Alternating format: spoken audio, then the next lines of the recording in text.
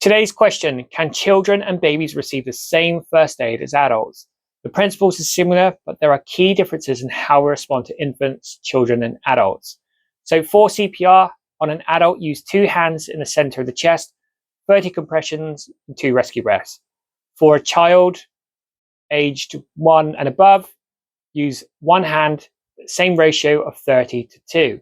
Now for a baby under 1, use 2 fingers in the center of the chest, still 30 compressions and 2 gentle puffs. With choking, for a baby, give 5 back blows and then 5 chest thrusts. For a child or adult, 5 back blows followed by 5 abdominal thrusts if needed. For burns, bleeding, and other injuries, treatment is similar, but just be extra gentle, keep them warm, and always seek medical advice, especially for babies.